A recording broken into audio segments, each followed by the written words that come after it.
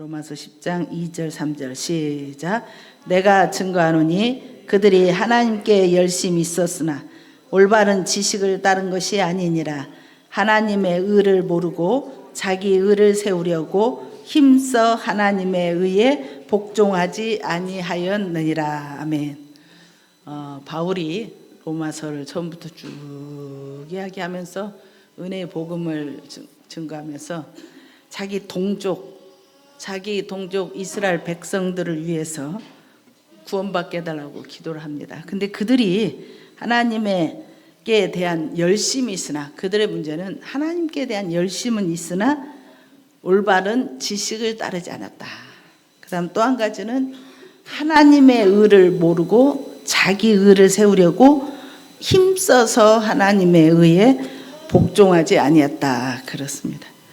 우리가 신앙생활을 해오는 데 있어서 이 유대인들만, 이스라엘 백성들만 그런 것이 아니라 우리도 신앙생활을 하다 보면은 내 열심이, 내 의가 하나님 의보다 먼저 앞서가고, 우리 신앙생활의 중심이 항상 내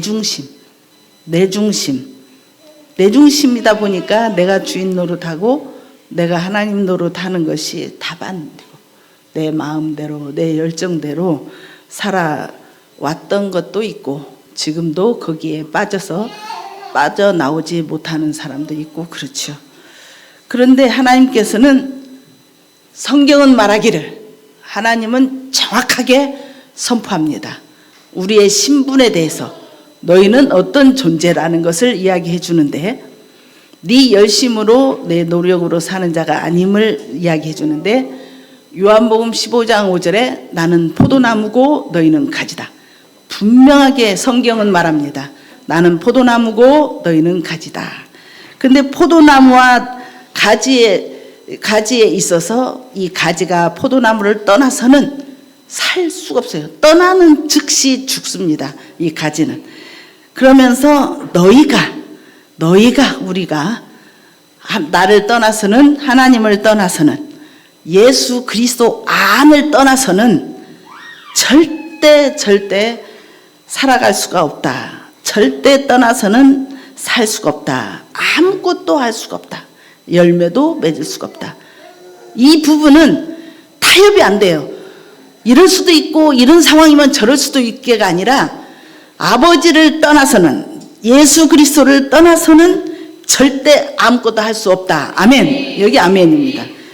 그래서 고린도 후서 4장 7절에게 맞물려서 말씀하시는데, 우리가 연약한 우리가 보배를 질그릇에 가졌다. 질그릇 같은 우리, 날마다 깨지고 엎어지는 그 우리에게 보배이신 예수 그리스도를 우리는 가진 자다. 그래서 능력의 힘이 큰 것이 내게 있는 것이 아니고 하나님께 있다고 분명하게 말씀은 선포하고 있습니다. 그러니까 내 열심이나 내가 사는 게 아니고 예수 그리스도께서 내 안에 계시고 큰 능력이신 분이 내 안에 계시기 때문에 그분이 살게 하신다, 그 말이에요. 그래서 이거를 또 맞물려서 빌립보서 4장 13절은 내게 능력 주시는 자 안에서 내가 모든 것을 할 수 있다고 그랬어요.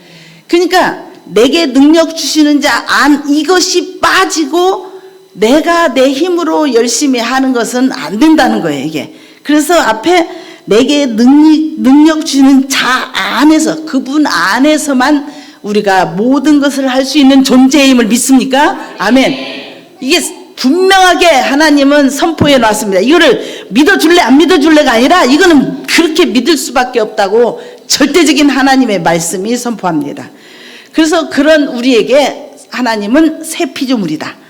새 피조물인데 예수 그리스도 안에서 새 피조물이다. 이 새 피조물은 예수님이 주인으로 보신 자다. 이런 자는 주님을 사랑하는 자고 주를 위해서 사는 자고 영원히 거룩하고 온전한 자로 하나님이 우리를 부르신 줄 믿습니까? 아멘. 결코 정죄함이 없는 존재임을 믿습니까? 아멘.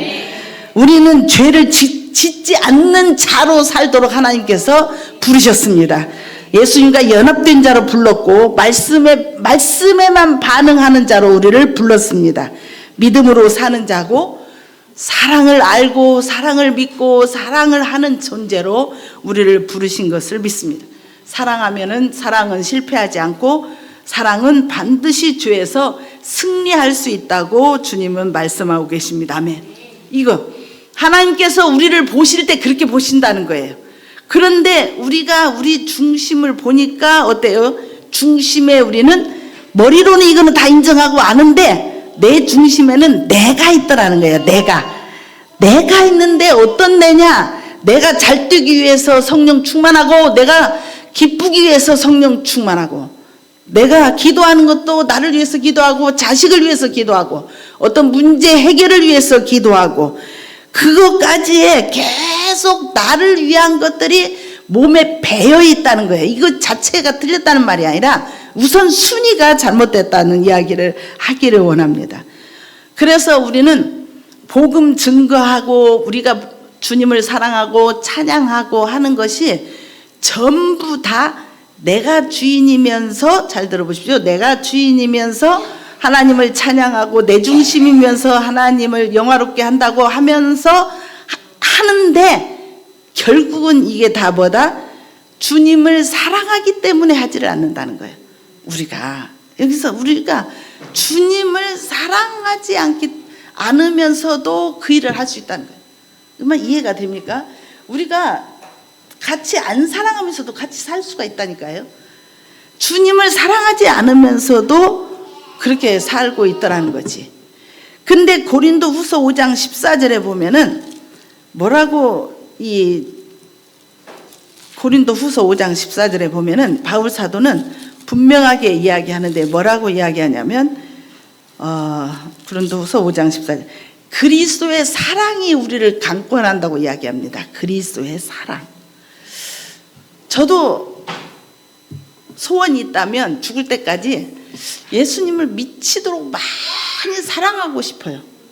미치도록 주님만 많이, 어떤 것과 비교가 안 되게 주님만 사랑하면서 살고 싶다. 이 소원은 저의 마음 중심에 또 있거든요. 근데 여기서 고린도후서 5장 14절도 바울이 그리스도의 사랑이 끌려다니다는 것을 강권해서, 그리스도 사랑이 강권한데 그 사랑이 뭔가 했더니 예수님이 죄인이고 하나님과 원수 같은 나를 위해서 죽었다는 거예요. 모든 사람을 위해서 죽었는데 우리가 예수 안에서 죽고 예수 안에서 살아갈 수 있도록 한 사람이 모든 사람을 대신해서 죽었으니까 너도 죽었다. 모든 사람 속에 네가 들어간다. 이게 나를 죽여놓은 것이, 나의 사람을 죽여놓은 것이 하나님의 그 크신 사랑이라는 거예요. 나는 어떤 존재였어요? 눈만 떴다 하면 내 맘대로 살고, 눈만 떴다 하면 죄지고, 눈만 떴다 하면은 하나님과 원수같이 살던 이 나를 십자가에서 예수님이 피 흘려서 목숨 바쳐서 대신 죽어주셨다는 거. 이게 어마어마한 하나님이 나에 대한 사랑이다. 그래서 우리는 그리스도 예수 안에 있으면 새 피조물이다 하는데, 새 피조물이 되려면 그 앞에 전제 조건이 반드시 하나가 있는데 그게 옛사람이 죽어야 돼요. 옛사람이 죽은 것을 믿는 자가 새로운 피조물이 된 거예요. 그러니까 새로운 피조물이, 그러니까 내가 내 힘으로 노력해서 사랑할 수 있는 사람이 아니다는 거예요. 나는 어떤 사람이냐면 옛사람이 죽어진 자고 새로운 피조물이 됐는데, 이 새로운 피조물은 무슨 말이냐? 사랑을 할 수 있는 존재가 되어버렸다는 거예요. 이게 사랑할 수 있는 존재. 그래서 예수 안에서만 사랑할 수 있고 예수 안에서만 사랑을 받을 수가 있어요. 어떤 사람은 사랑은 받기는 죽으라고 받는데 절대 사랑하지 않는 사람이 있고, 어떤 사람은 사랑을 마음껏 주는데 사랑을 받지 않는 사람도 있어요. 인간적인 것도 그래요. 근데 하물며 하나님 앞에서도 하나님의 사랑을 받지 않고 나만 막 하나님 사랑하는 사람이 있어요. 또 어떤 사람은 하나님의 사랑은 당연시 여기고 나는 하나님 사랑하지 않는 사람도 있고. 그런데 여기에서 옛사람을 죽었음을 확증한 사람은 새로운 피조물이 됐는데, 주인이 바꿔져 버렸는데, 그 사람은 예수 그리스도와 연합된 사람이 됐고, 연합된 사람 가운데서 신앙생활의 새 출발이 시작된다는 거예요. 이게 하나님의 그 큰 사랑이다. 콩나무가 하다니까 이상하다. 사과나무가 사과 열매를 맺게끔 되어 있어요. 그러니까 내가 새로운 피조물이 되지 않고는 이 사랑할 수 있는 사람이 절대 살 수가 없어요. 그러면 새로운 피조물은 언제 되느냐? 옛사람이 죽었다는 것을 믿는 이거 십자가의 죽음을 통과한 사람이 새 피조물을 될 수가 있다는 거예요. 그래서 내가 예수 그리스도와 어떤 자? 연합된 자이기 때문에 사랑이신 예수님과 나오고 연합되었기 때문에 사랑할 수 있는 존재가 되었다 그 말이에요. 근데 우리는 예수님 빼고 예수님의 은혜 받았으니까, 하나님의 사랑을 받았으니까 내가 사랑해 보려고 하고, 이해되지 않는 남편을 이해해 보려고 하고, 자녀들에게 화 안 내보려고 참고 용서해 보려고 하고, 시기질도 안 해보려고 하고, 판단하지 않으려고 하고 막 애쓰고 노력하는데, 노력하면 할수록 늪에 빠져 들어가잖아요. 늪에 빠져. 이런 것은 내가 예수와 함께 완전히 죽고 새 피조물이 된 사람만 할 수가 있어요. 이게 그렇게 예수님과 연합된 새 창조된 사람은 성령의 능력으로 열매 맺는 존재, 사랑하는 존재로 살아갈 수 있다 그 말이에요. 그분과 연합되었기 때문에 내게서 나오는 것이 아니라 그분에게서 나오는 사랑이 공급되어져서 이 세상을 살아가는데, 이 하나님의 사랑을 맛본 사람은, 이 하나님과 연합된 사람은, 옛사람이 죽고 새 사람이 된 그 사람은 뭘로 안 되냐면, 세상이 주는 기쁨과 세상이 주는 만족, 세상이 주는 자유, 이런 것들로는 마음이 채워질 수가 없어요. 여러분, 아무리 세상을 기웃거려서 어떤 것을 얻었다 한들 여러분의 마음을 채워질 수가 없다 그 말이에요. 예수 그리스도 외에는 없다는 거죠. 그래서 그리스도의 사랑에 미쳐버린 사람, 그리스도의 사랑에 굴복되어 버린 사람은 이런 말을 안 해요. 혹시 이런 생각을 하는가 모르겠어요. 예수님이 내 주인이지 또 내가 주인 노릇 해버렸네. 주를 위해서 살아야 되는데 또 내가 나를 위해서 살았네. 이런 거, 이게 안 돼요. 이거 그렇게 사는 거 아니에요. 여러분, 혹시 넘어져서 내가 주님을 위해서 살아야 되는데 내가 또 주인 됐네, 이거를 계속 하고 있는 사람은, 이거 다시 오늘 말씀 잘 들어보십시오. 그리스도의 사람은, 예수 그리스도 안에서 새 피조물이 된 사람은 성령의 역사로 하나님의 사랑에 굴복된 자예요. 이게 없으면 지식으로는 내가 옛사람이 죽었다 하는데 여전히 옛사람으로 살아갈 수가 있다는 거예요.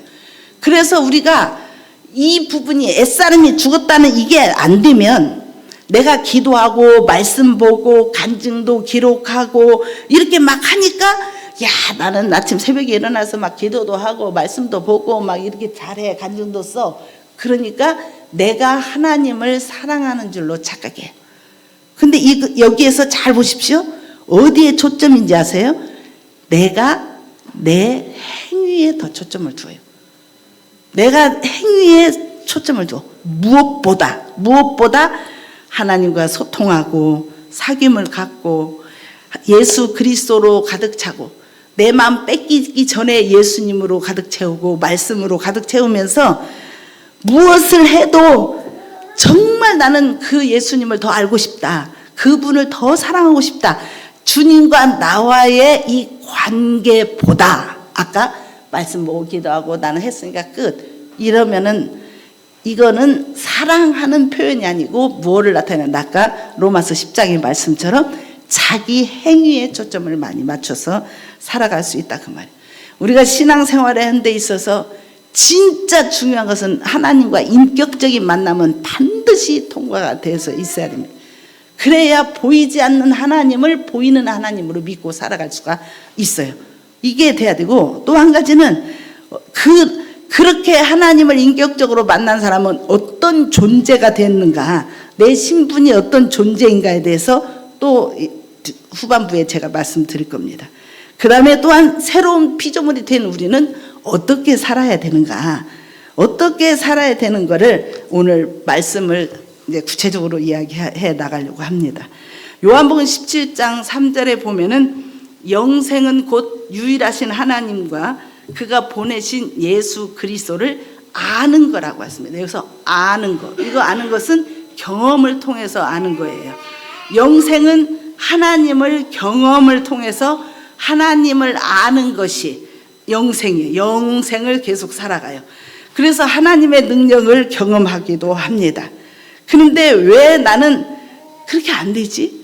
왜 나는 삶이 변화가 안 되지? 나는 왜 이 정도지? 왜 자꾸 넘어지지? 이런 이야기를 하는 이유 중에 하나가, 가장 핵심적인 것은 순종 안 해서 그래요. 순종을 안 해서 그래요. 왜 순종을 안 하냐면, 내 의지를 드리는 것이 어떻게 생각하냐면, 나는 아무것도 할 수 없다. 내 힘으로 될 수 있는 아무것도 아니다. 그래가지고 그 자리에 앉아있는 사람도 있어요. 그게 아니다는 거예요. 의지를 드릴 수 있는 하나님 우리에게 능력 주신 것을 제가 그 다음에 이야기하려고 합니다. 하나님께서는 우리에게 성령님을 주셔서 성령님을 의지하면서 주님께 순종하도록 했습니다. 순종하고 나면 반드시 누구를 경험한다? 하나님을 경험을 통해서 안다. 경험을 통해서 안다. 근데 우리는 거의 일상생활 속에서 왜 하나님을 경험을 못하고 순종을 못하냐면, 하나님이 이해가 돼야 돼. 하나님이 나에게 뭐 선물을 주어야 돼. 하나님이 내 문제가 좀 해결이 돼야 돼. 어떤 그런 것들이 되어지면 우리가 하나님 앞에 순종하려고 해요. 근데 이거는 안 믿는 사람도 그렇게 살아가요. 근데 우리는 다 알아서, 성경을 많이 알아서, 납득이 돼서, 이해가 돼서 우리는 순종하며 나아가는 자가 아니다는 거예요. 이해가 안 되고 납득도 안 되고 동의할 상황도 아니야. 도대체 이런 상황 속에서도 순종해야 돼야 되냐는 억울함을 가질 생각도 있을 수가 있어요. 그랬는데 이 성경의 인물들을 보면 거의 다가 말씀에 먼저 믿음으로 순종했더니 거기서 하나님의 마음을 알게 되었다. 하나님의 마음을 그때 알게 되는 거예요. 그래서 우리는 예수님이 이 땅에 오셔서 어떻게 움직이시고 일하셨는가, 그 앞에 서보면 누구 마음을 아냐면 예수님의 마음을 알 수가 있어요. 조금씩 알아가요. 우리가 완벽해서 순종하려고 하고, 완벽해서 간증도 기록해 보려고 하고, 내가 좀 잘 되니까 전도도 해보려고 하고, 그렇게 생각하는 것 그 자체가 믿음이 아니다는 거예요. 먼저 주님 앞에 믿음으로 순종하면 하나님의 완벽함, 하나님의 사랑이 우리에게 부어져서 하나님을 알게 된다 그 말이에요. 하나님을 경험하게 된다 그 말이에요. 그래서 우리에게 하나님께서 요한복음 4장에도 보면은 하나님이 찾으시는데 신령과 진리로 예배하는 자를 찾으신다 그래요. 이 예배가 뭐냐면, 예배가 막 여러 가지로 정의를 할 수가 있어요. 근데 제가 오늘 말씀드리고 싶은 것은, 가장 존경하고 영화롭게 하고 존경하는 그분에게 내게 가장 가치 있는 것을 하나님께 드리는 것이 예배예요. 예배. 그래서 이 예배 속에는 어떤 생각이 좀 빠졌으면 좋겠냐, 어떤 생각이 빠졌으면 좋겠다는 생각이 드냐면, 예배 오면은 예배 시간은 성경 공부 시간이 아니에요. 오늘 좀 새로운 것도, 새로운 이야기 좀 들을까 하는 그런 마음으로, 그건 아니에요. 예배 때 그래서 똑같은 말씀을 딱 반복을 하면은 벌써 짜증나. 나 저거 다 아는데 왜 똑같은 이야기를 또 해? 이렇게 될 수도 있어요. 그러니까 예배는 내 문제 해결 받는 것이 예배가 아니에요. 이게 지금 우선순위 중에서 먼저를 이야기하는 거예요. 그리고 예배는 스트레스 푸는 곳이 아니에요. 자기가 문제 가운데 막 갖고 왔는데 그 무거운 짐들 다 벗어지고 스트레스가 풀어지는 것이 예배가 아니라는 거예요. 지적 깨달음을 얻으려고 새로운 거 오늘 하나 더, 내 마음에 좀 더 더 시원한 것, 더 시원한 것, 더 만족스러운 것을 깨닫게 하려 하는 것도 예배가 아니에요. 나 혼자 지식 습득하는 거, 내게 꼭 필요한 말씀을 받으려고 막 하는 거, 그것 자체가 예배는 아니다는 거죠. 이 예배라는 것은 진짜 자유의지로, 내게 주신 하나님의 자유의지로 자원하는 마음으로 누구에게 들어가는 거예요? 항복된 가운데서 누구를, 하나님의 하나님됨을 영화롭게 하고 하나님의 행하신 것들을 위대하시다, 선하시다, 영원하시다, 그 하나님을 높여드리는 것, 그게 예배라고 봅니다. 그래서 하나님과 하나님의 인격, 하나님의 하신 일들을 찬양을 통해서 높여드리고 경배를 올려드리고 감사함으로 올려드리고, 그게 예배예요. 옛날에 누구에게도 한번 들었던 적이 있는데, 전쟁터에서 이겨가지고 맨 처음에 그 소식을 전해주는 사람이 오잖아요. 그 군인이 와서 이 모든 것들은 왕의 은공입니다, 왕께서 승리하신 것입니다 하고 왕께 쫙 높이 들려지는 것, 그것도 예배로 비유하기도 합니다. 그래서 참된 예배를 우리는 어떻게 해야 된다? 드려야 되겠다는 거예요. 예배를 그냥 내 수준에, 나 좀 힘든 거 위로받고, 나 좀 새로운 것 좀 말씀 좀 주고, 내가 답답해 죽겠으니까 하나님 좀 나 좀 살려주시고 어찌고, 이게 예배의 목적은 아니다는 거예요. 예배는 누구께 영광을 돌려야 되냐면 하나님께 영광을 돌려드려야 된다는 거예요. 하나님께 영광 돌리는 부분은 계시록에서 이제 나왔는데 나중에 말씀드리겠습니다. 그래서 예배하는 데 있어서 마귀는 제일 우리에게 방해하는 것은, 여러분이 좀 어려움 당하고 힘들고 거기에 별로 관심 없어요. 마귀는 자기 총처럼 갖고 놀아버리니까. 마귀의 가장 관심사는 뭐냐면 예배를 하나님께 못 드리게 하는 거예요. 그러니까 이 마귀가 원래 어떻게 생겼어요? 이사야서 14장에 보면은 내가 하나님의 보좌에 올라 하나님같이 지극히 높은 자와 비기리라. 이게 자기가 하나님같이 존경받고 싶어서, 예배받고 싶어서 했던 그 자가 누구냐면 마귀거든. 그래서 지금도 하나님께 예배하는 자를 제일 싫어해요. 근데 요한복음 4장에 보면 하나님은 예배하는 자를 찾으러 오셨어요. 그러니까 예배가 하나님께 예배 드려야 되는데, 그 고린도후서 4장 4절에 보면은 이 세상 신이, 마귀가, 주체는 마귀예요, 믿지 않는 자들 마음을 막 못 믿게 해가지고 그리스도의 광채, 복음의 광채이신 예수 그리스도를 가리워버리는 거예요. 그러니까 혼미케 하는데 복음을 완전히 부정하는 사람들이 있을 수가 있고요. 혼미하는 종류가. 그 다음에 두 번째는 복음은 아는데, 십자가의 죽으심도 알고 부활도 알고 다 아는데 이 복음을 인간 관점에서, 자기 관점에서 해석하고 보는 거, 이렇게 해요. 자기 관점에서. 그러니까 자기 필요를 위해서 복음을 해석하는 거예요.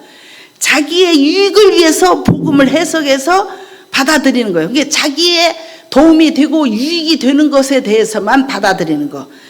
그리고 또 한 가지는 마귀가 그토록 싫어하는 것이 뭐냐면은, 복음을 아무리 들어도 하나님하고 함께 살지 않는다는 거예요. 이게 마귀가요, 말씀을 딱 들어서 알아라 하는데 듣는 즉시 다 뺏어가거든요. 그게 뭐를 하지 못하게 만든다? 하나님과 함께 살면서 하나님께 영광을 돌려드리는 거, 그게 예배잖아요.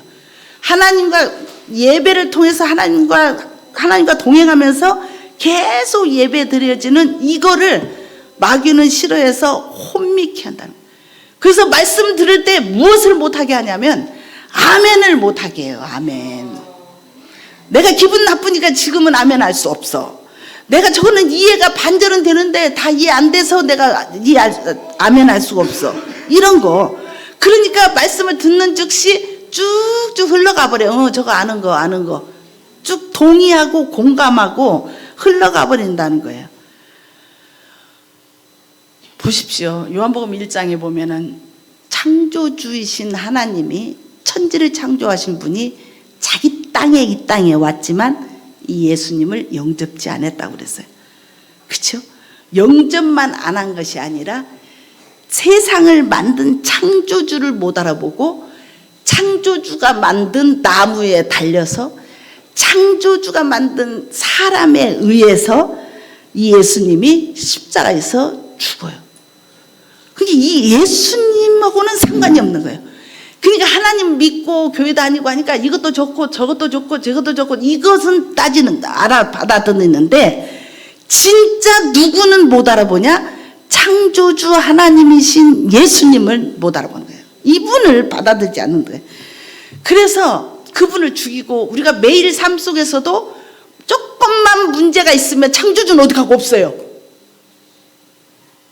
내 기도 응답만 안 돼도 창조주는 어디 가고 없어요.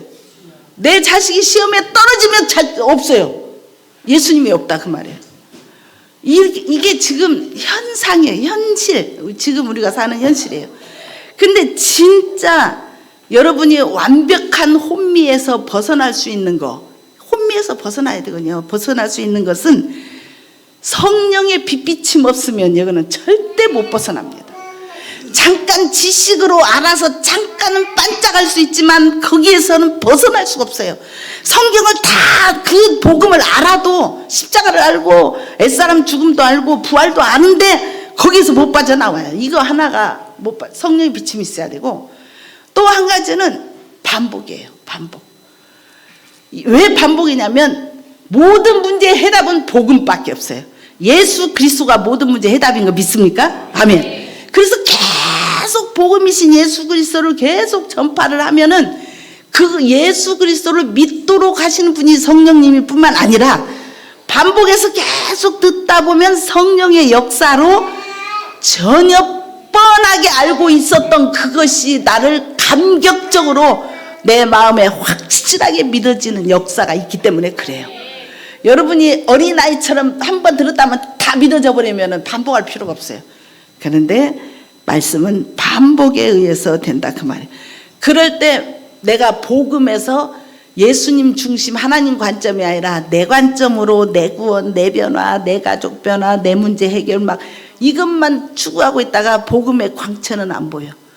복음을 그리고 하나님의 관점으로 보지도 못하고 그냥 하나님과 함께 사는 것이 안 되는 이런 것들 속에 빠지지 않도록 하기 위해서 우리는 말씀을 복음을 반복합니다. 하나님께서 그러면 인격적으로 하나님을 만났다는 것은 예수 그리스도가 누구신지를 진짜 제대로 알아버린 거예요. 예수 그리스도가 부활하신 예수님이 도마에게 나타났을 때 도마는 예수님을 딱 보는 순간 아, 이분은 나의 주시고 나 하나님이구나 알아져 버린 거예요. 그러니까 알아졌다고 말은 하나님과 나와 관계가 알아져 버린 거예요. 여러분 아무리 하나님 많이 알고 예수 알아도요 하나님과 나와 이 관계가 안 되면 따로 놀아요. 나의 주시고 나의 하나님 그분이 내 대신 죽으신 그분이다. 그 하나님이신 것을 알고 믿는 관계. 이게 돼야 돼요. 그 다음 그분이 죽었다가 부활하셔서 부활하심으로 인해서 여러분 인생 속의 모든 방황, 모든 의심, 모든 불안, 모든 여러분 속에 문제를 해답은 뭐냐면은 그거를 다 종결시켜버리는 그 해답이 뭐냐면 예수님의 부활이에요. 부활이 그렇게 나 대신 죽으신 그분이 부활했다는 거예요. 부활로 인해서 모든 도마같이 의심했던 의심이 끝장나버린 거예요. 의심이 끝장나버렸고 부활하심으로 인해서 방황이 끝난 거예요. 진짜 내 주인을 만나버리니까 방황이 끝나버리고 이거 이렇게 살아야 될까 저렇게 살아야 될까 우유부단하는 성격이 부활하신 예수님이 내 주인이고 하나님이기 때문에 우유부단 성격이 그것이 끝장나져 버리는 것이 부활이에요.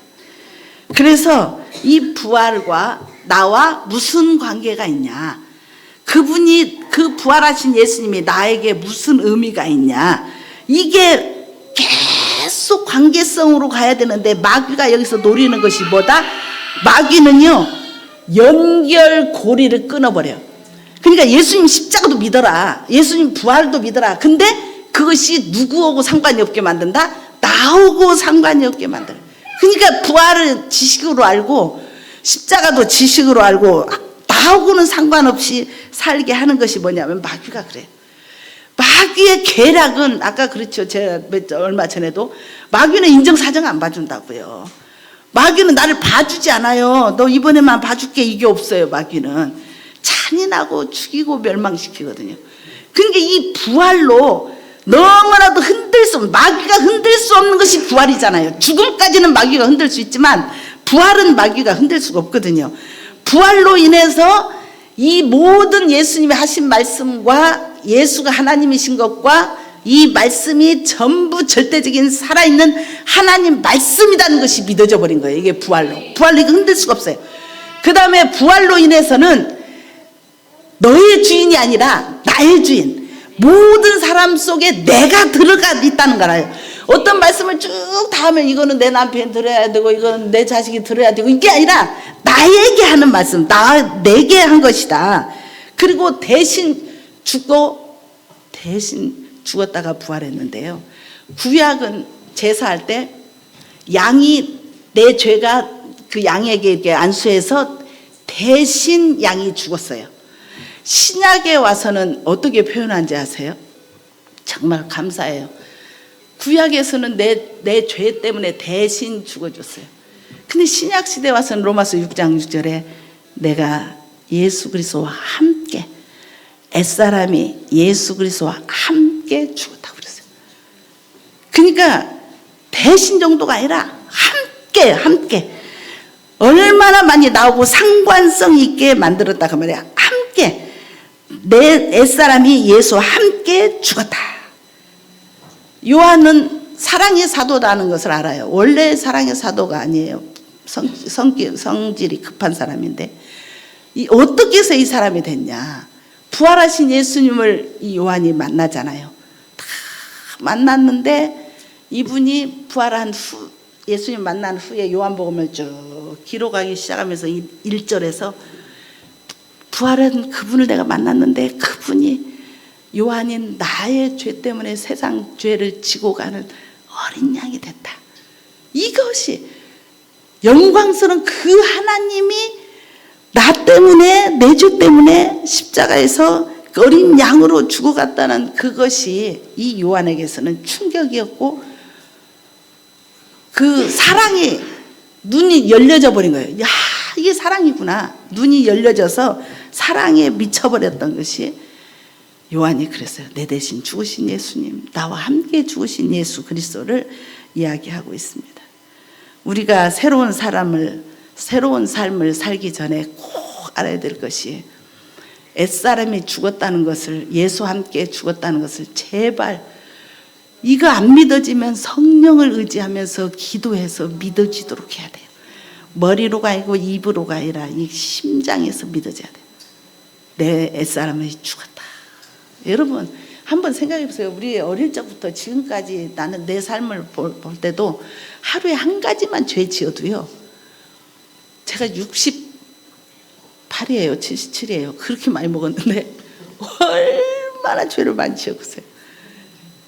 그런 내 옛사람을 십자가에 못 박혀 죽였다. 사도 바울 같은 경우는 살인자였잖아요. 그런 나를 예수와 함께 십자가에 못 박았다 했을 때 요한 그 로마서 6장을 써갈 때 이 바울의 그 마음은 어땠겠어요? 그 사랑으로 막 감동되어져서 썼지 않겠어요?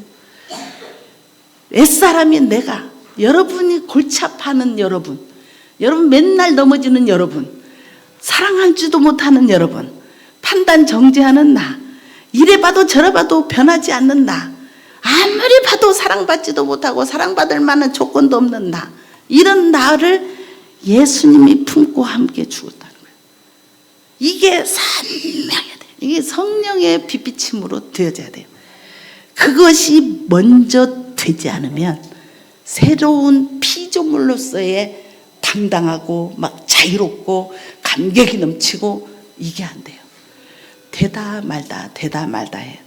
새로운 삶을 살 수가 없다는 거예요. 왜 그러냐면은 하나님은 어떤 이 말씀을 명령할 때 이 말씀을 지킬 수 있는 능력도 주면서 명령해요. 믿습니까? 그래서 이분이 새로운 삶을 우리에게 살 수 있도록 뭐를 주냐면 내 안에 성령 하나님이 계셔요. 그리고 나를 예수님하고 딱 붙여서 연합해. 나는 눈만 떴다면 예수님 배신자거든요. 그걸 기질을 알아. 그러니까 나를 예수님하고 연합시켜서 한 생명으로 연합시켜 놔버려요. 그 다음에 또 나는 늘 그릇 행하여 각기 제 길로 가거든. 그러니까 교회 공동체에다가 한 몸으로 딱 붙여놔버려요. 그리고 머리 대신 그분이 이 교회의 머리세요. 그래서 우리 안에 뭐를 다 주었다? 능력을 우리 안에 주어 놓고 순종하라고 한 거예요.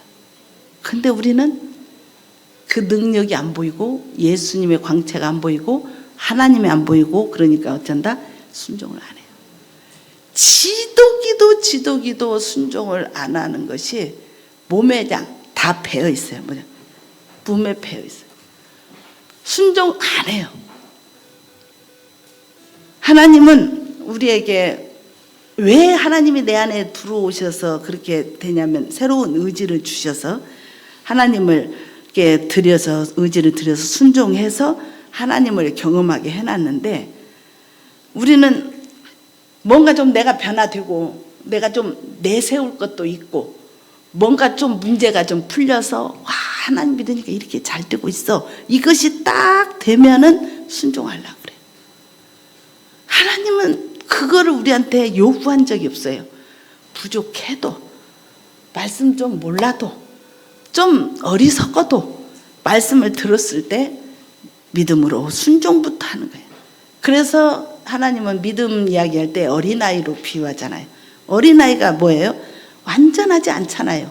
금방 3초 하민이 3초도 안 걸려서 그냥 웃었다 울었다 해요. 그렇게 우리 믿음이 안 좋고 그래도 하나님께서는 우리가 믿음으로 순종할 때 하나님은 그 사람에게 하나님을 경험할 수 있도록 은혜를 베푸시는 거예요. 로마서 2장에 보면은 왜 너희들이 순종을 안 하는가 했더니 네 고집이 세다. 네 고집과 회개치 않는 마음이 있다. 고집과 회개치 않냐는 마음 때문에 성령의 역사가 일어나지 못하니까 뭐가 쌓인다? 하나님의 진노가 자꾸 쌓인다. 그렇게 말씀하셔요. 자기 생각이 이해되어져서 여러분이 아멘을 잘 하기로 결단한다면 평생 가도 아멘 못하고 살 거예요. 우리는 쌀로 밥을 먹을 때 이 쌀의 성분을 날마다 요약해가지고 그것을 말하면서 밥을 안 먹어요. 그냥 아무것도 몰라도 밥 먹어요. 우리가 하나님에 대해서 다 모르고 말씀 다 몰라도 하나님이 하나 딱 주시면 그 한 발 내디디면 하나님께서 역사하셔서 계속 나를 이끌어 가는데 그거를 결론까지 특히 남자들 같은 경우는 결론을 좋아하니까 결론까지 뭐가 좀 딱 아구가 맞아야 그게 성령의 역사로 착각할 수도 있다는 것이죠. 우리는 옛사람이 예수와 함께 죽은 자입니다. 새 피조물이 된 자예요. 그래서 새 피조물이 된 자한테 하나님이 뭐라고 이야기하냐면 내가 너한테 새 계명 준다.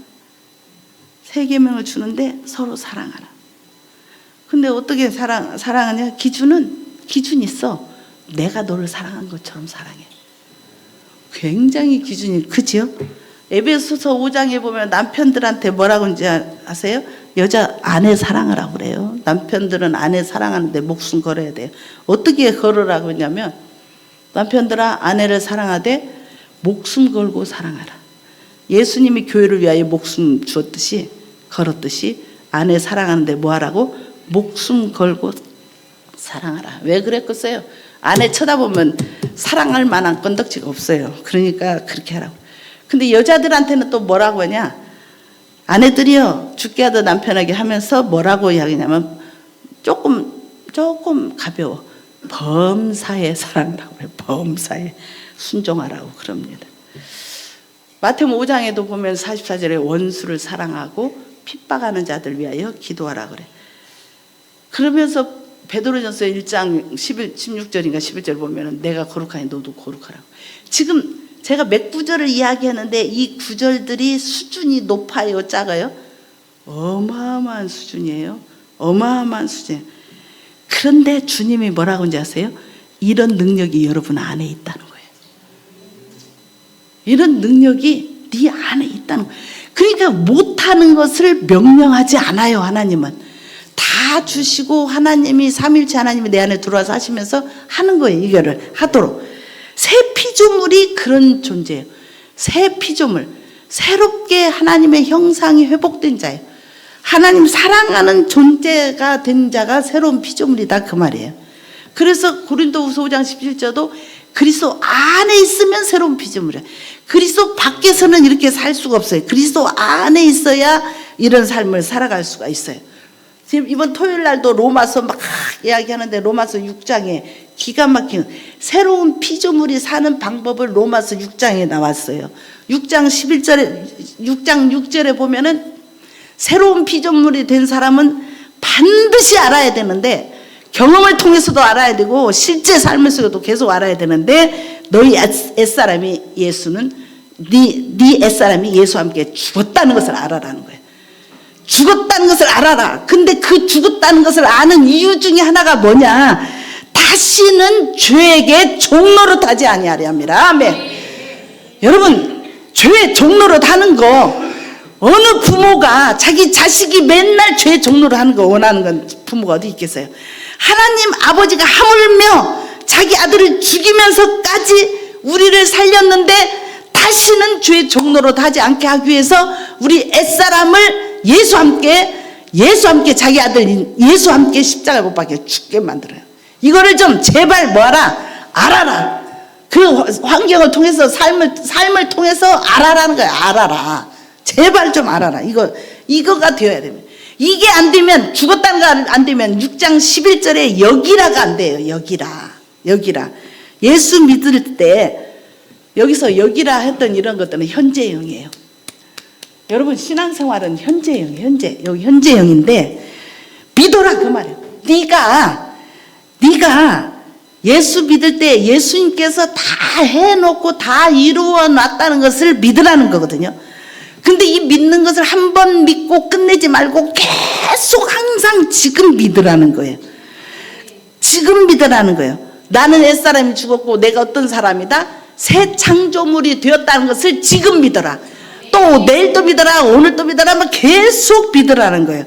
새로운 새 창조주가 되었다는 거예요. 새 창조물이 되었다는 거예요. 그래서 자신을 죽은 자 가운데서 다시 살리신 자같이 그 다음에 로마서 6장 13절에 와서는 드리라. 뭐를? 네 몸을 드리는데 산자같이 드리라는 거예요. 죽었다가 죽은 자 가운데서 다시 살아난 자 같이 의지를 드리라는 거예요. 지금 의지 이야기하고 있어요. 의의 병기로 누구한테 드려라? 하나님께 드리라는 거예요. 하나님께. 그래서 속지 마십시오. 나는 아무것도 할 수 없으니까 가만히 앉아있는 것이 그리스도인이 아니에요. 그리스도인이니까 경건하게 살아야지. 저 세상 안 믿는 사람하고 같이 행동할 수는 없지 하고 가만히 있으라 소리가 아니에요. 진리를 붙잡으라는 거예요. 예수를 붙잡고 말씀을 붙잡고 전진해 나가라는 거예요. 예수와 함께 적극적으로 사랑하라는 거예요. 사랑을 해서 적극적으로 다른 사람들을 섬기고 예수 그리스도의 피값으로 산 천하보다도 귀한 그 영혼이니까 하나님이 보는 그 마음으로 똑같이 보고 그들을 사랑으로 섬기라는 거예요. 이게 적극적으로 몸을 의의 병기로 드르는 거예요. 이 세상 우리 편이 아니거든요. 이게 신앙생활에 갈 때 행복을 추구하는 것이 신앙생활이 아니에요. 신앙생활을 잘하니까 행복해져요. 문제가 다 해결돼요. 막 여기 쪽에 문제가 아니고요. 여러분의 인생의 목표는 행복이 아니에요. 여러분이 사는 목적은 행복이 아니라고요. 행복 추구가 아니고 내가 하나님의 뜻대로 살고 있냐 안 사냐 이 기준이에요. 내가 왜 사느냐? 하나님의 뜻대로 살기 위해서 사는 거예요. 중심이 내가 예수님이 내 주인입니다 해놓고 내 마음대로 사는 게 아니잖아요. 그렇죠? 예수님이 내 주인이야. 그러면 내가 가진 이 시간은 다 주님 것이에요. 여러분이 가지고 있는 재능이 주님 것이라고. 여러분의 생명이 주님 것이라고. 예수님은 입술로만큼 주여 주여 해놓고 모든 것은 내 마음대로 다 살아버리니까 아무 일도 복음의 능력이 안 나타나는 거예요.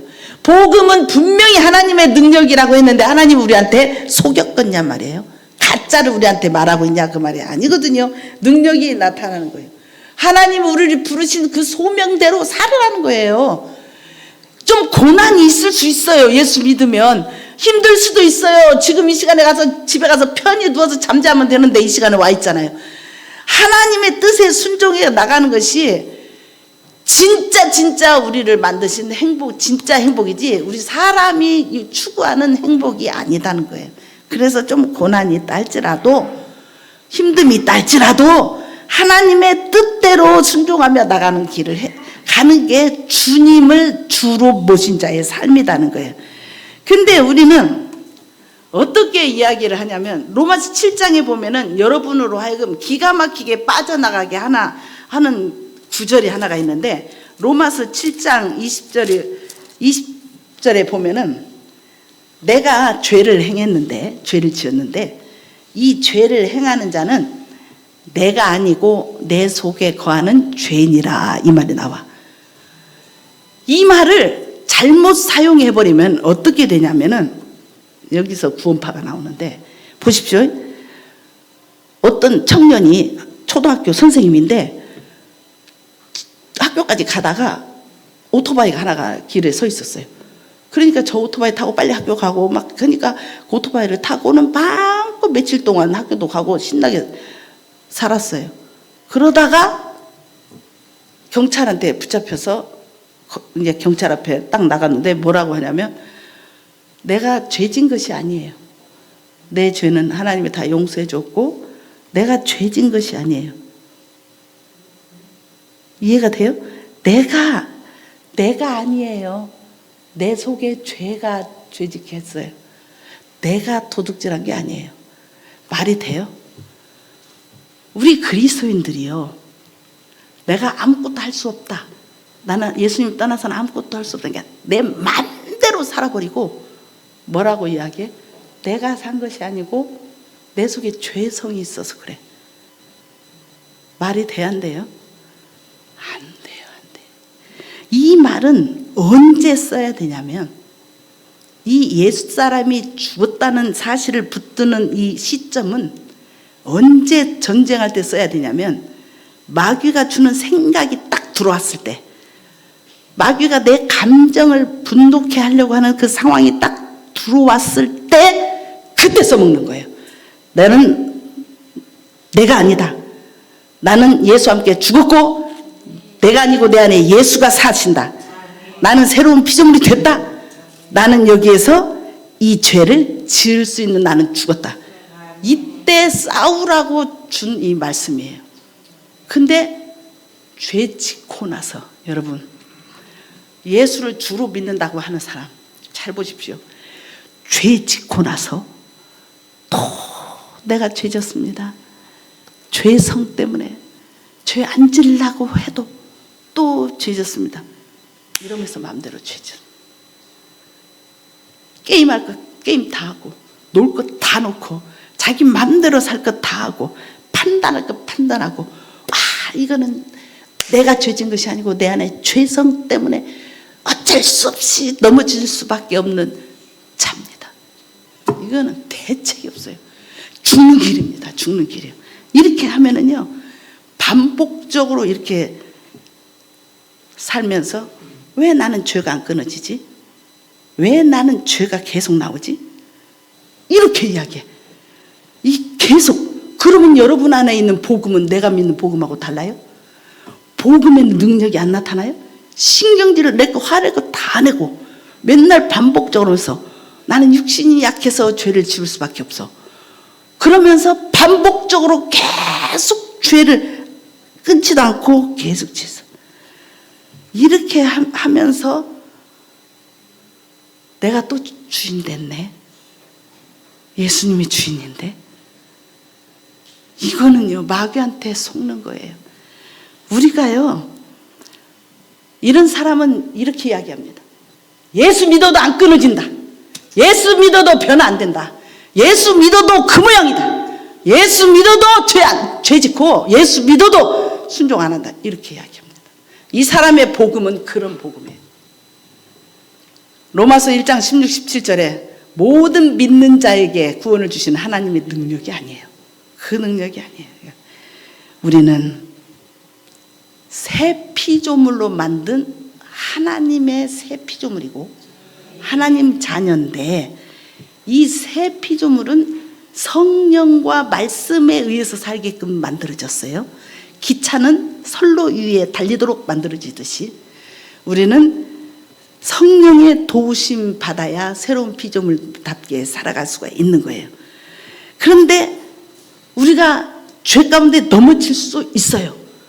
넘어졌을 때 우리가 성령 하나님 앞에 기도해야 될 죄는 내가 또 주인 돼서 또 죄졌네 이런 이야기가 아니에요.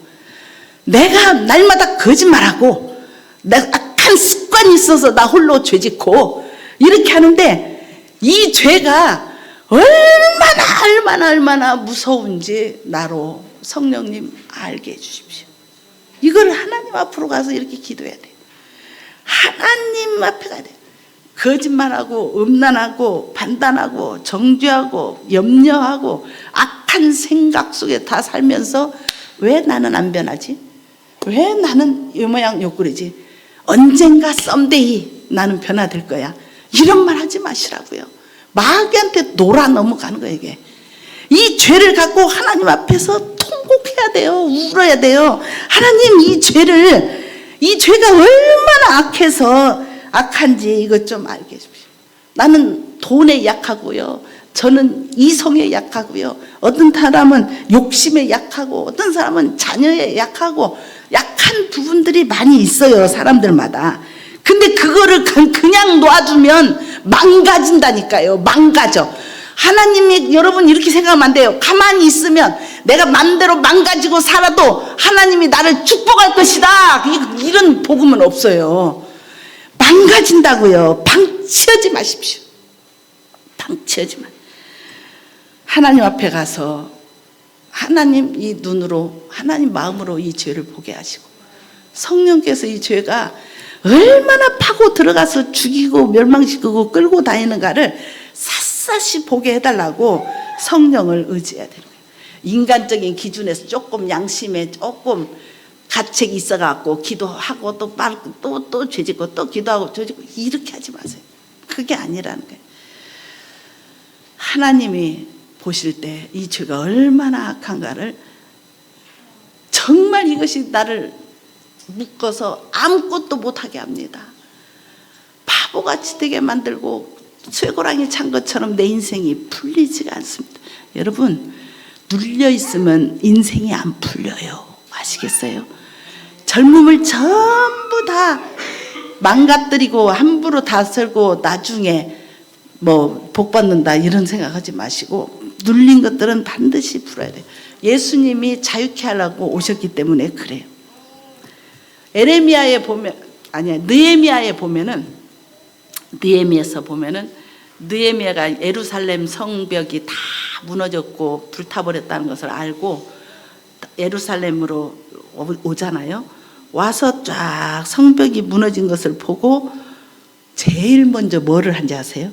이 느헤미야가 밤에 아무도 모르는 사이에 쫙 밤에 돌아다니면서 어떻게 무너진 것을 보고 오고 그러면서 3장 1절에 대제사장이 엘리야십이 뭐를 하기 시작하냐면 양의 문을 설립을 해요. 양의 문을 다 건축을 해요. 이 양의 문이 뭔지 아세요? 제사 드릴 때 양을 잡아가지고 하나님께 제사 드리려고 이렇게 양을 끌고 들어가는 문이에요. 제일 먼저 성이 다 해표돼 있어요. 다 불탔다니까요. 그 상황 속에서 양이 들어갈 수 있는 양의 문을 건축을 제일 먼저 해요. 성벽을 쫙. 여러분의 인생을 한번 보세요. 자기를 쳐다보고 가족을 쳐다보고 관계된 사람들을 한번 다 쳐다보세요. 목사님이 자기 구원간증 할 때마다 했던 이야기가 딱 있어요. 우리 집 부모부터 큰형님부터 전부 쳐다볼 때 한 사람도 잘된 사람이 없고 다 망가져가고 있더라는 거죠. 그처럼 여러분, 이리 봐도 저리 봐도 문제가, 집안을 봐도 부모를 봐도 형제를 봐도 누구를 봐도 문제가 많습니까? 성벽이 다 무너져 버렸고 불타버린 것처럼 그런 상황이 혹시 있지는 않습니까? 그것 때문에 가슴 아파하고 마음 아파하고만 있지 않습니까? 이때 제일 먼저 해야 될 것은 양의 문을 느헤미야가 건축했듯이 예배를 회복해야 돼요. 예배. 왜 진짜 예배가 회복이 돼야 돼요? 진짜 예배가. 왜 그러냐면은 모든 문제의 근원이 하나님을 예배하지 않아서부터 시작된 거예요. 죄 때문에 모든 문제가 생겼잖아요. 모든 문제는 하나님을 떠났기 때문에 생겼기 때문에 돌아오려면 반드시 뭐를 해야 된다? 예배를. 하나님을 예배하는. 이 예배는 지금처럼 이렇게 드려지는 예배를 이야기하는 게 아니에요. 계시록 4장에 보면은 천상의 하늘의 예배가 나옵니다. 그 중에 10장에서 10절에서 24 장로들이 보좌에 앉으신 이 앞에 세세토록 살아계신 하나님께 경배를 드려요. 예배를 얼마큼 드린다? 세세토록, 영원토록 예배를 드리는 곳이 천국이에요. 천상에서 예배를 드리는데 무엇을 예배 드리냐면 이거 주십시오, 저 문제 해결해 주세요, 뭐 해주세요, 그 기도 안 해요. 우리 주 하나님이여, 영광과 존귀와 권능을 받으시는 것이 합당하오니 주께서 만물을 지으신지라 만물이 주의 뜻대로 있었고 또 지으심을 받았나이다 하면서 뭐를 올려드려요? 영광과 존귀와 권능을 받으시기 합당하다고 하나님 앞에 올려드립니다.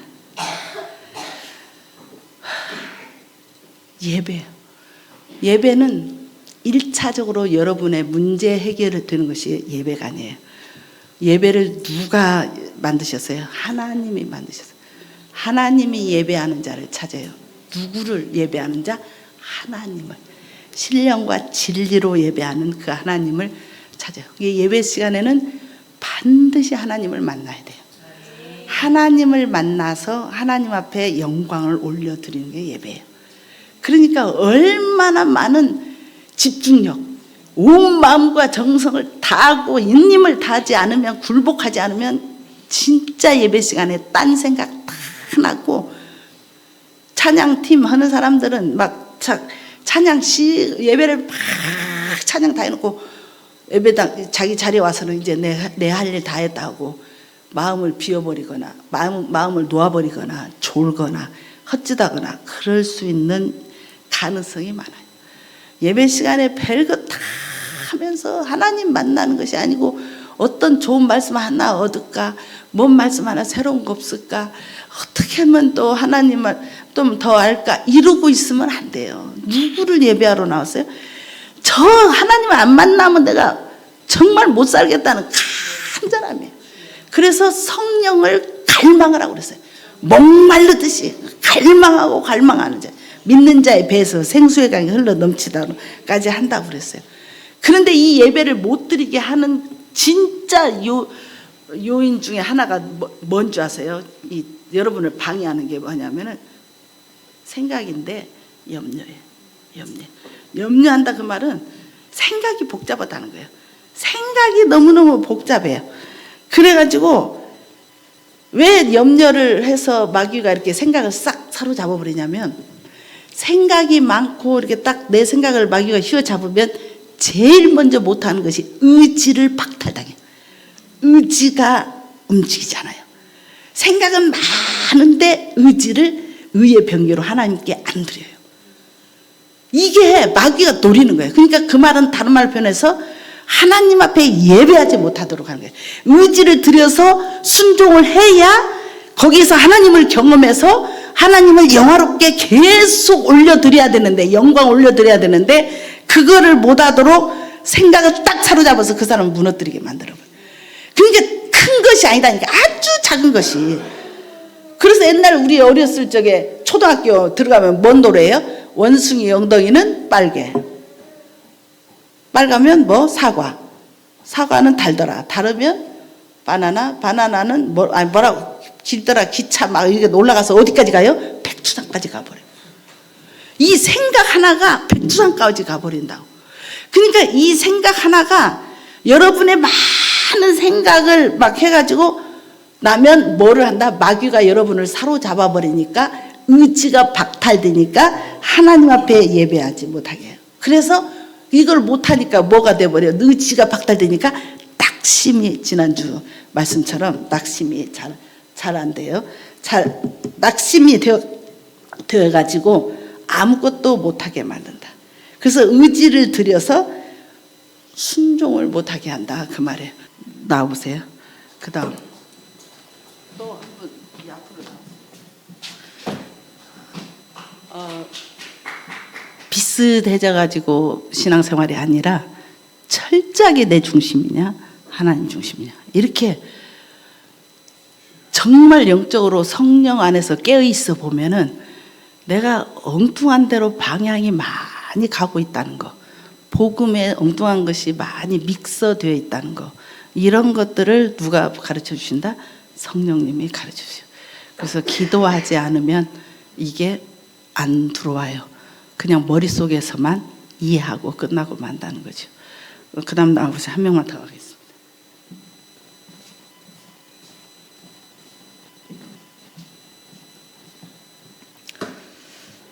예배를 통해서, 예배라는 것은 말씀 깨닫고 은혜 받고 이게 아니고 누구에게 초점이다? 하나님께 초점입니다.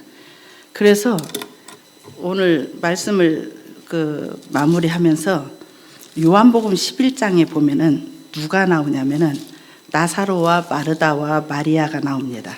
요한복음 11장에 부활장이죠. 거기에 보면은 예수님께서 예루살렘으로 갈 때마다 이 오빠와 여동생 둘이 사는 이 집에 들려서 가끔씩 식사도 하고 대화도 하고 기숙도 했어요. 거기서 잠도 자고. 그렇게 친하게 살던 집입니다. 친하게 서로 알고 지내는 사이예요. 그런데 예수님이 나사로를 나흘 동안이나 기다렸다가 죽고 난 후에 찾아가요. 그 이유가 뭐냐면요, 이 마르다의 믿음을 새롭게 해주고 싶어서 그래요. 마르다의 믿음을 잘 보십시오. 우리도 이 부분 속에 하나 들어있는 부분이 있는데, 이 마르다는 예수님하고 식사도 하고 교제도 하고 그 집에서도 잠도 잤어요. 그리고 예수님도 그 집을 사랑했어요. 그들을. 그랬는데도, 그래서 이 마르다의 맨 처음의 믿음은 예수님의 능력을 믿었어요. 그래서 예수님이 여기 계셨으면 우리 오라버님이 안 죽었을 텐데, 그러니까 예수님의 능력을 믿었죠. 그 다음에 또 이 예수님이 저분은 하나님하고 친한 관계구나, 그걸 알게 됐어요. 하나님하고 친한 관계, 친밀한 관계가 있어서 저분이 하나님께 기도하면 응답이 되는 것들도 많이 들어서 알아요. 그리고 또 그래서 그분한테 무엇이든지 구하면 하나님이 들어주신다는 것도 믿었어요. 여기까지야. 여기까지. 그랬는데 마르다가 이제 뭐를 놓쳤냐면은, 예수님과의 관계 속에서 뭐를 놓쳤냐면은, 예수님이 생각하기를 내가 아버지하고 친밀한 관계가 있듯이 이 마르다도 나하고 친밀한 관계가 있게 하는 것을 가르쳐 주고 싶어요. 그래서 뭐라고 이야기하냐면은 나는 부활이요 생명이니 나를 믿는 자는 죽어도 살겠고 살아서 나를 믿는 자는 영원히 죽지 아니하리라 그 말씀을 해요. 그러니까 이 마르다가 뭐라고 그때 고백을 하냐면 주는 그리스도시요 세상에 오시는 하나님의 아들인 것을 내가 믿나이다 그래요.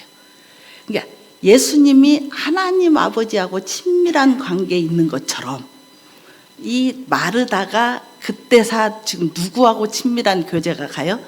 주는 그리스도시요. 그러니까 예수님의 믿음, 예수님의 능력, 예수님의 그것들은 많이 좋아했는데 실제 자기는 그렇게 믿지를 못하고 있었어요. 그래서 그때 주는 그리스도에 하면서 내가 하나님을 믿나이다. 이게 자기 믿음을 고백합니다. 그 다음에 또 한 가지 이 마르다에게 있어서 하나님이 해주셨던 것이 뭐냐면 마르다의 믿음은 미래를 기대하고 사는 믿음이에요. 미래를 기대하고 사는 믿음. 그러니까 이 자기 오빠가 살아날 거 이거 말고 살아날 지금 말고 나중에 부활 때는 우리 오빠가 살아날 것을 제가 믿습니다. 그랬어요. 내가 믿나이다. 그랬어요. 마지막 날 부활할 때 우리 오빠가 살아날 것을 내가 믿나이다. 그랬어요. 근데 예수님은 이 믿음을 현재의 믿음으로 갖고 와서 가르쳐 주기를 원하셨어요. 그래서 25절 26절에 나는 부활의 생명이라 하면서 뭐라고 이야기를 하냐면 내가 믿나이다. 믿나이다. 근데 이 믿음이라는 것은 전적으로 하나님 앞에 모든 것을 맡기는 것을 이제 가르쳐 주고 싶은 거예요. 예수님이 마르다에게. 그래서 이제 다 죽은 후에 이제 왔잖아요. 근데 이 마르다는 미래의 믿음만 갖고 이제 믿고 있었는데 무덤 앞에 딱 와서 돌을 옮겨 놓으라 하니까 뭐라고 이 마르다가 이야기를 하냐면 죽은 지 나흘 됐어요. 썩은 냄새가 나요. 그러니까 지금 살아날 수가 없어요. 이렇게 이야기하는 편이에요. 이렇게 자기 믿음 고백을 그렇게 해요. 그러니까 예수님이 뭐라고 하냐면 나를 믿으면 네가 영광을 본다고 하지 않느냐 하면서 이 예수님이 뭐를 해요? 돌 문을 이렇게 제키고 뭐라고 이야기를 하냐면 이 예수님이 하나님하고 자기와의 관계를 가지고 하나님 앞에 기도합니다. 내 말을 항상 들어주시는 아버지. 아버지하고 예수님하고 이 관계 속에서 이야기하는 것을 거기서 봐요. 현재의 믿음으로 와야 되거든요. 여러분 아무리 성경 말씀을 알아도 그것이 현재 내 삶 속에서 그 말씀이 이루어져야 되거든요. 그러면서 항상 내 말을 들으시는 줄을 내가 알았나이다 하면서 이 예수님은 아버지와 관계 속에서 많은 경험을 통해서 아버지를 아신 거예요. 그런데 내가 왜 이렇게 기도를 하냐면 아버지께서 이런 지금 이거 같이 둘러서 있는 사람들에게 그들로 믿도록 하기 위해서 제가 기도를 합니다. 이렇게 이야기해요. 그래서 이 주님과 개인적으로 친밀한 관계를 가지면서 주님만 신뢰하고 어떤 상황 속에서도 주님만 나를 지배하도록 이렇게 이끌어가요. 그러니까 여러분의 믿음이 기록되어 있던 믿음이 현재 내 상황 속에서 그 믿음이 어떻게 해야 된다? 항상 현재가 돼야 된다. 현재 지금 믿냐 그 말이에요. 부활을 지금 믿냐? 지금 살아계심을 믿냐? 지금 그 주인이 선하시냐?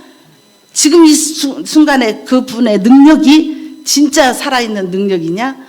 그분이 위대하냐? 그분이 경배받기 합당하냐? 이렇게 그분이 지금 현 순간에 내가 그분을 믿는 믿음이어야 된다는 거예요. 그래서 하나님과 동행은 매일 하나님과 매 순간 친분하게 친근하게 지내면서 그분에게 순종할 때마다 하나님이 나를 통해서 드러내 주시면서 하나님을 이렇게 경험하게 하잖아요. 경험할 때마다 우리가 또 하나님을 또 예배한단 말이에요. 그래서 예수님이 뭐라고 이야기하냐면, 아버지가 나를 세상에 이렇게 보내서 많은 것을 너 믿도록 한 거 봤지. 나하고 아버지와 관계를 보여줬잖아요. 그것처럼 똑같이 나도 너희를 세상에 보낸다 그 말이에요. 그러니까 하나님이 나를 세상에 보내서 여러분의 일터나 여러분의 가정이나 여러분의 있는 곳에 하나님이 보내심은 여러분이 하나님과의 관계, 예수님과 관계를 통해서 하나님을 많이 드러내서 하나님이 경험되어진 것들을 여러분의 가족들이, 여러분의 친족들이, 여러분의 친구들이, 직장 사람들이 그것을 보고 하나님께 영광 돌리도록 하기 위해서 우리를 사명감으로 우리의 있는 위치에 포지션 속에 하나님이 세우신 줄 믿습니다. 그래서 우리는 믿음이 항상 현재해야 돼요. 현재. 지금 살아계신 하나님이 지금 나와 함께 하면서 해야 돼요. 그래서 참된 예배자는 초점이 하나님을 만나서 하나님과 사귐의 목적이에요. 그러니까 어떻게든지 간에 감사와 찬양과 영광을 올려드리면서 누구를 기쁘게 해야 된다? 하나님을 기쁘게 하는 것이 예배예요. 하나님을 기쁘게 해드리는 거예요. 하나님을 기쁘게 해드리기 위해서 우리가 순종하는 거예요. 의지를 들여서 순종하는 거예요. 그러니까 옛사람이 죽었다 거기서 끝나는 것도 아니고 죽고 부활하셔서 그 부활하신 주님과 함께 나하고 사는 것은 관계를 맺으면서 사는 건데, 그 함께 살면서는 뭐를 해야 된다? 의지를 들여서 순종하고 나가야 되는 거예요. 나를 새 피조물로 만들었기 때문에 지속적으로 날마다 매 순간 믿음이 부족하고, 우리 목사님이 늘 이야기했던 말씀이 있어요. 6월절을 패스오버 해서 어린 양 피를 바를 때 어떤 사람은 벌벌벌 떠는 사람이 있고, 어떤 사람은 막 찬양하는 사람이 있고, 어떤 사람은 반반 의심하면서 있는 사람이 있어도 다 세 종류의 사람들이 피를 볼 때 다 넘어가서 다 살았다고 그래요. 여러분이 믿음이 조금밖에 없고 어떤 때는 의심도 하고 뭐 또 할 수 있어도 믿음으로 순종하면 누구를 경험하냐? 하나님을 경험하게 되고 하나님의 마음을 알게 되고 된다는 거예요. 그래서 그 하나님 앞에 순종을 나갈 때 반드시 앞에는 뭐가 있어야 되냐면 자원하는 마음이 있어야 돼요. 자원함으로. 왜? 자원함은 최고를 드리는 거예요, 여러분. 억지로 하는 것이 아니라 내 마음을 자원해서 전부 다 드리기 때문에 하나님 앞에 자원해서 드리고, 자원해서 찬양하고, 자원해서 감사하고, 찬양을 함께 예배 드림이 하나님 앞에 아름다운 거예요. 그래서 우리가 예배 생활이 좀 달라졌으면 좋겠다.